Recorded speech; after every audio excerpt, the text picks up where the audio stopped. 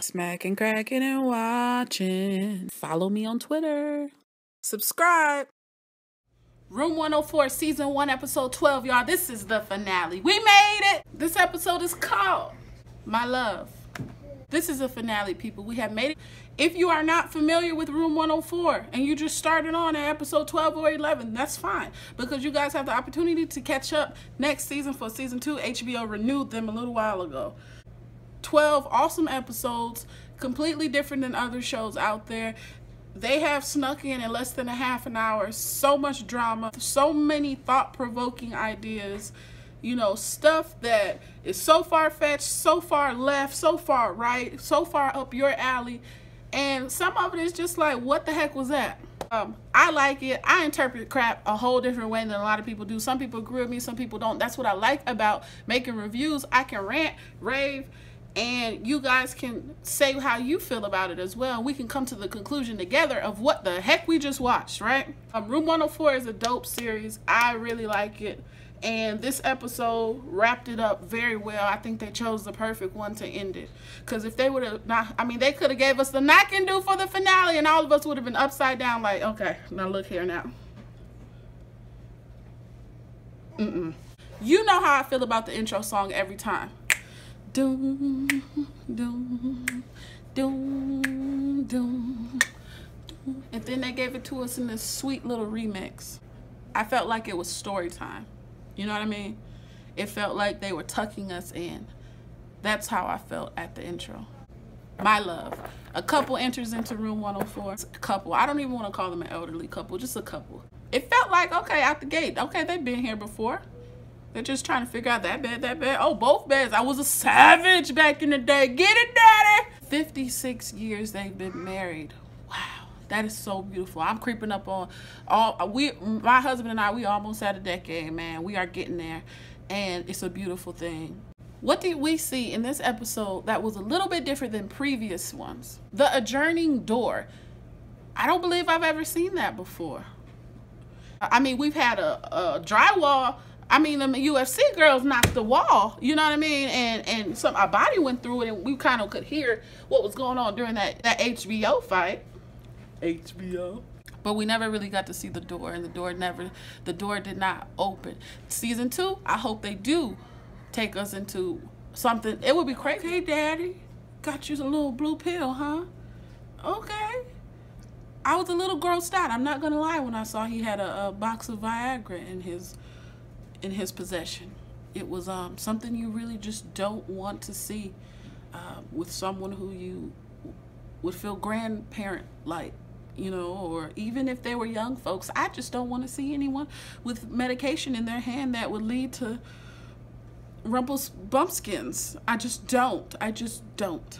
After I was grossed out and I came to, I said, don't die in Room 104 messing around with that physical activity. You know what? It's like they haven't done an activity in so long that they just kill over, you know, or if they're in a high-risk job, you know, and something crazy happens and they have to jump to it and they have that heart attack, I felt like they're going to mess around and get to going at it. Lorraine and Charlie, and somebody was going to be dead to the bed, and I was worried.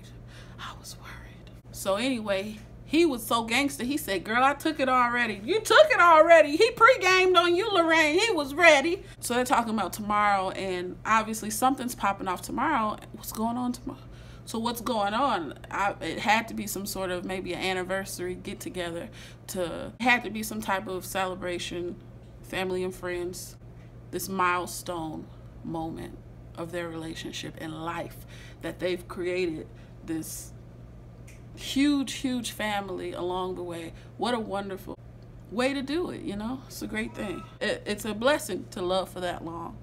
So this whole episode is about them traveling back to their wedding night and claiming their love with truth. So there's a journey of love and marriage, love and marriage. Lorraine and Charlie, the past, the present, things that were hidden, lies, truths, secrets. Because they want love and affection. And it's been a minute. And you know, when it's been a while, you got to put some oil on the Mustang. You know, you got to put oil in the Mustang. It might not just start up. You gotta mop the floor to get it right. You gotta blow the leaves off the backyard with the blower. You gotta be ready to report for duty. He wasn't really ready. Gotta rotate those tires every now and then. You feel me? Get what I'm saying? Y'all grown. Y'all get what I'm saying? He wasn't ready. And what did they say? We're so close, so close. Not that close. But I had to say to myself, Charlie, don't die. And he's a mother jokester, man. Jokester, this guy. And I thought at one point, she was too. But I don't think that was the case. But you can tell that they were in love and they kept it spicy, they kept it fun. And that's how you can survive for that long, you know. Charlie's a diabetic. It's important to take your health seriously, people.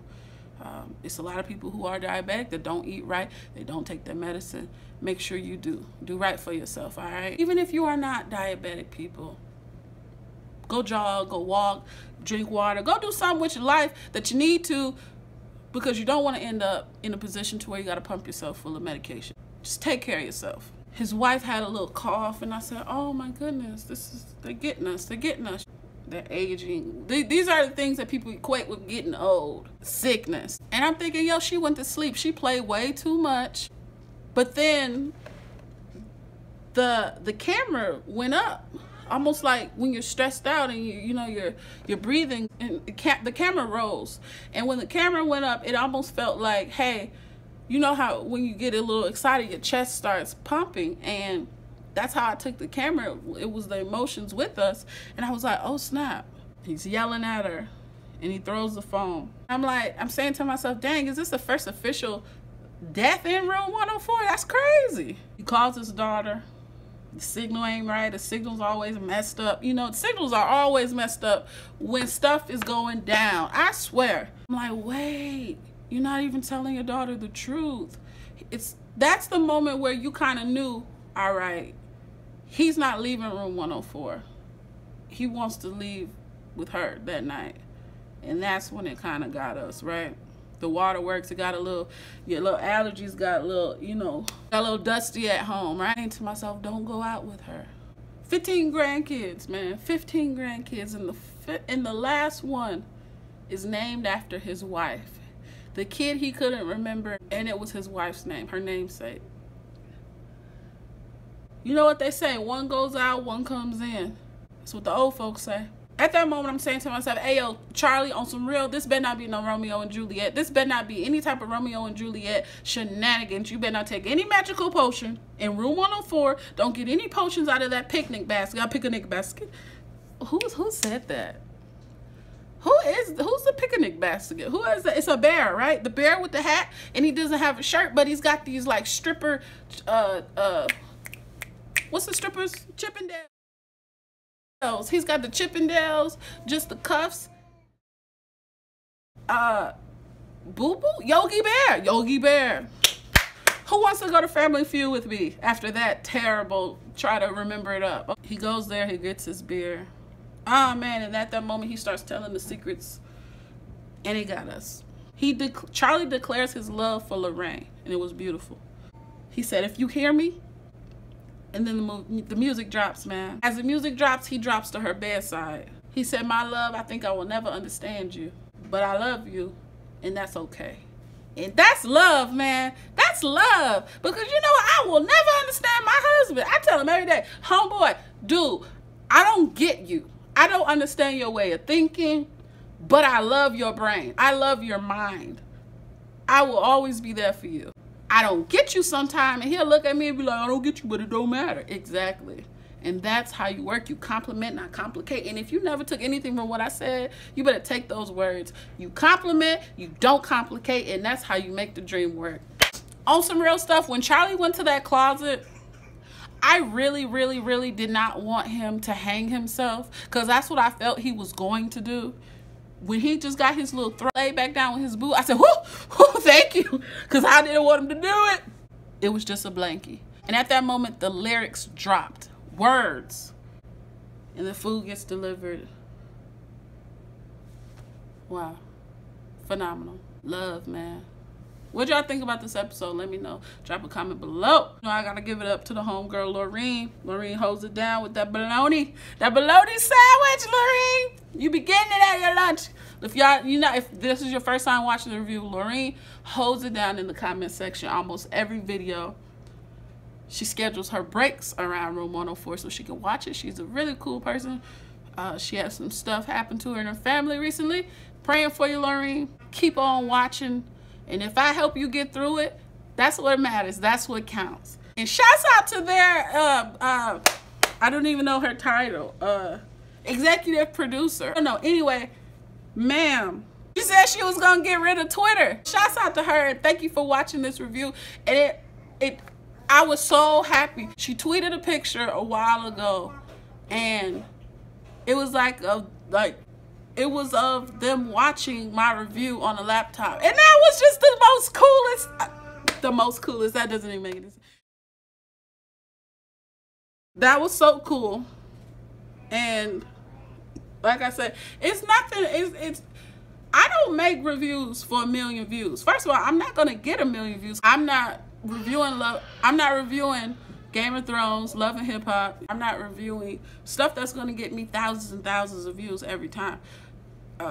And that's fine, because I don't do it for that. I won't watch a show that I don't enjoy just for views and get a little bit of change off of it. That won't happen. Not I, said the cat. I watch shows that I enjoy. And if I happen to not enjoy an episode, I will say it. Now, if a video takes off and it does pretty good, I don't care. I got videos with 20 views or 16 views. I really don't care. If y'all watch it, y'all watch it. If you subscribe, I appreciate it. I just do it for the fun of saying how I felt about it, because I don't know, you have your own opinion on things and you have a voice, so use it. And it's cool that you guys do rock with me. And it just makes it feels good when you get, like, you know, when someone drops the comment, they say, hey, yo, you did good, I like what you did. Or make a video and people say, hey, I like this show too. That's awesome. Now, when the people who wrote the show, directed the show, and did their thing on the show, when they show love to you, that's crazy.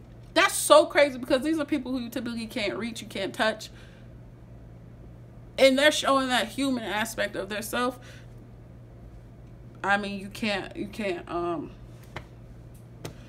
nothing but be grateful for that.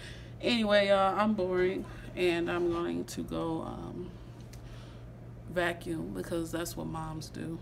So until the next time, until next season, y'all, I'll be back. Like, comment, subscribe, love yourself, love your family.